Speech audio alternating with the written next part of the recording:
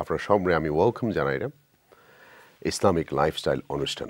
আজকের সাবজেক্ট আমরা চুজ করছি আপনার লাগি সুফিবাদ। আজকে যে গেস্টরে আমরা টেলিভিশনে ইনভাইট করছি আপনার সামনে সুফিবাদ নিয়ে আলাপ করার লাগি, আমরা কমিউনিটির সুপরিচিত একজন ইমাম, একজন ডক্টর হাফিজ মনিরউদ্দিন। 1994 তাকে বাংলায় অনুবাদ করিয়া পৃথিবীত 1.7 মিলিয়ন কোরআন ডিস্ট্রিবিউট করা হয়েছে। বাংলা ভাষা ছাড়া অন্যান্য আরও 60টি ভাষায়, টোটাল 8টি ভাষায় কোরআন ডিস্ট্রিবিউশনের কাজ চলিয়া যায়। অ্যাট দ্য সেম টাইম তাই একজন সাংবাদিক, অ্যাট দ্য সেম টাইম তাই ইসলামিক 200 বই লেখছেন, ওভার 200 বুকস লেখছেন। অ্যাট দ্য সেম টাইম আমরা যখন কোনো মসলা মাসাইল বা কোরআন এবং হাদিস নিয়ে জানতে চাই, আমরা হাফিজ মনিরউদ্দিন সাহেবের কাছে যাই এবং উই আস্ক হিম যে আমরা জানার দরকার, শেখার দরকার। অ্যাট দ্য সেম টাইম তাই টেলিভিশনগুলাত, পেপার, পত্রিকা, বাংলাদেশ, বিশ্বের অনেক জায়গাত লেখালেখি করেন। অ্যাট দ্য সেম টাইম টেলিভিশনের বক্তা হিসেবে যান এবং স্পিরিচুয়ালি মানুষকে বোঝান।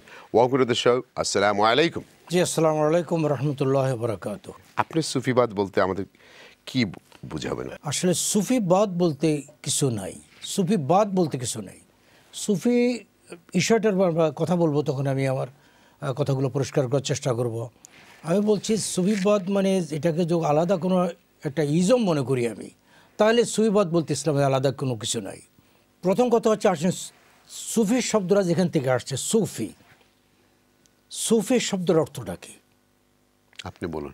আরবিতে তাসাউফ একটা শব্দ আপনারা শুনেছেন, তাসাউফ, যেটার থেকে সুফিবাদের যে অরিজিনাল আরবি শব্দ বলা হয়, এটাকে আরবি শব্দ হচ্ছে তাসাউফ। তাসাউফ শব্দটার অরিজিনাল রুট হচ্ছে সাউফুন। সাউফুন হচ্ছে অরিজিনাল শব্দ, সোয়াদ ওয়া ফা। আরবিতে সাউফুন মানে হচ্ছে পরিচ্ছন্ন উল, আমরা সাদা উল বলি না। আর এই সাউফুনের প্লুরাল হচ্ছে আসওয়াফ।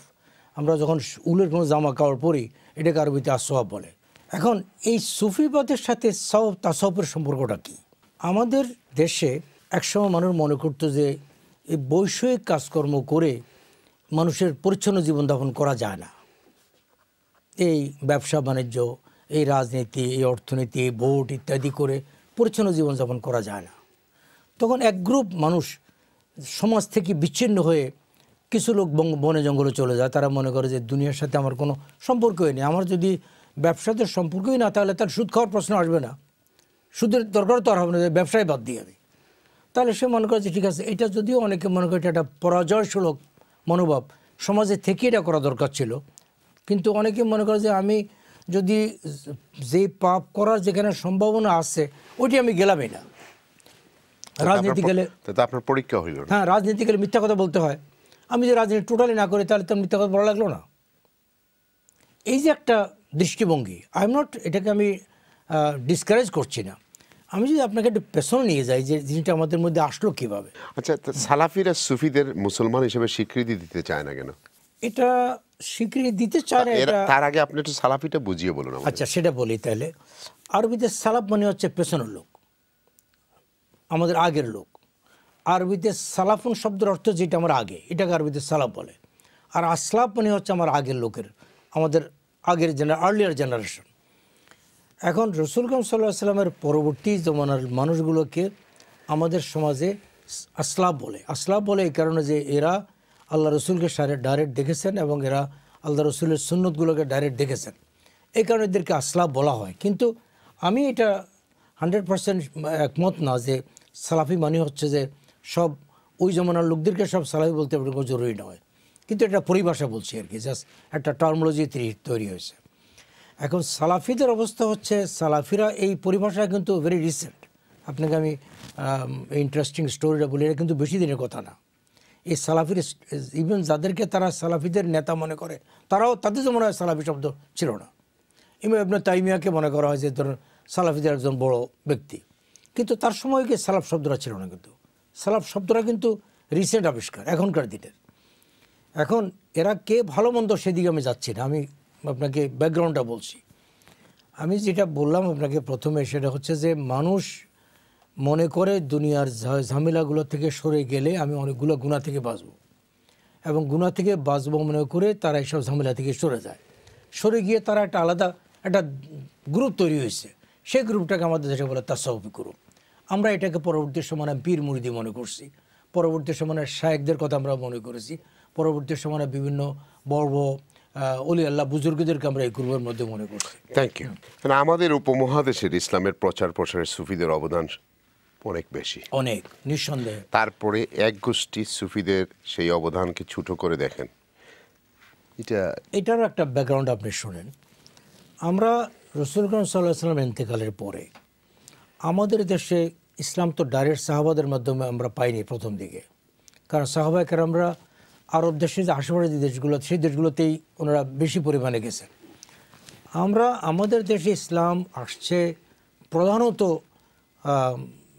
পারস্যের মাধ্যমে, পারস্যের মানে ইরানের। এই কারণে আমাদের দেশে ইসলাম আসতে আসতে ইরানি কালচারের অনেক কিছু নিয়ে আসছে সাথে করে। আমরা এখানে এমন অনেক কিছু করি যেগুলো অরিজিনাল ইসলামের সাথে না থাকলেও ইরানি কালচারে ছিল। এখন মনে করেন যে হযরত শাহজালাল বা শাহফরান অন্যান্য পীরদের মাজার নিয়ে অনেক ইসলামিক দল বিতর্ক তৈরি চেষ্টা করে, এই বিষয়ে আপনার? না, মাজারের বিষয়টা সম্পূর্ণ আলাদা। মাজার তো আলাদা একটা কালচারের অংশ। আমার কথা হচ্ছে যে লোকদের নাম আপনি বলেছেন, এরকম ইসলামের ইতিহাসে এরকম সারা দুনিয়াতে, আফ্রিকাতে আপনি এখানে সেখানে যাবেন, এরকম বহু ইম্পর্টেন্ট লোক আর যাদের কারণে হাজার হাজার লোক মুসলমান হয়েছে। আপনি মঈনুদ্দিন চিশতির সম্পর্কে যদি আপনি ইতিহাসটা দেখেন, দিল্লির মঈনুদ্দিন চিশতির হাতে প্রায় কয়েক কোটি মানুষ মুসলমান হয়েছে। সুতরাং আপনি এই লোকের যদি মূল্যায়ন না করি আমরা, তাহলে তো এই কারণে যে তিনি একজন সুফি ছিলেন এই কারণে তার মূল্যায়ন না করলে তো ইতিহাসের বিরাট অংশকে অমূল্যায়ন করা হবে।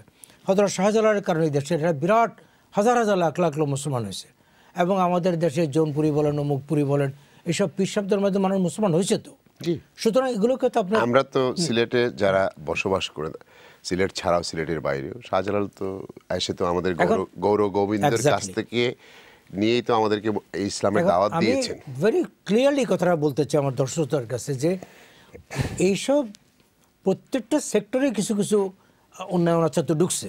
সুতরাং এই পীর মুরিদের মধ্যেও আস্তে আস্তে যেহেতু এটা আসার সময় মানে পারস্য হয়ে আসছে, ইরান হয়ে, সুতরাং কিছু মানে নন ইসলামিক কাজকর্ম সেখান থেকে এটার সাথে মিশে গেছে। আমাদের উচিত সেগুলোকে কারেকশন করা। সুফিরা বিশ্বাস করে, বিরুদ্ধে নয়। আচ্ছা, সুফিরা বিশ্বাস করে তাজকিয়া আল নফস অর্থাৎ আত্মশুদ্ধি না করলে ইসলামের সঠিক সৌন্দর্য উপভোগ করা সম্ভব নয়। আপনি কি তাই মনে? দেখুন, এখানে একটা বিরাট ভুল বুঝাবুঝি আছে। তাজকিয়া নফস যেটা, এটা কোরআনেরই পরিভাষা, কিন্তু এটা সুফিদের পরিভাষা না, পরিভাষাটা কোরআনের। আল্লাহ তাবারক তাআলা তার রসুলকে বলছেন যে আমি রসুল পাঠাইছি কী জন্য। আল্লাহ তাআলা বলছেন সে রসুলের কাজ তিনটা। দেখুন আপনি কোরআনের ভাষা, ইয়াতলুন আয়াতিক, আল্লাহর কিতাব তারা মানুষের কাছে বলবে, ওয়াজাক্কিহুম, তারা তাদেরকে তাজকিয়া নফস করবে, তাদেরকে তারা তাদের নফসকে পরিশুদ্ধ করবে। আরেকটা হচ্ছে ওয়াল্লামুনা হিকমাতা, তাদেরকে আল্লাহ দুনিয়া চলার জন্য জ্ঞান কৌশল শিক্ষা দেবে। নবীর কাজ এই তিনটা। সুতরাং এই তিনটার মধ্যে একটা কাজ তো তাজকিয়া নফস।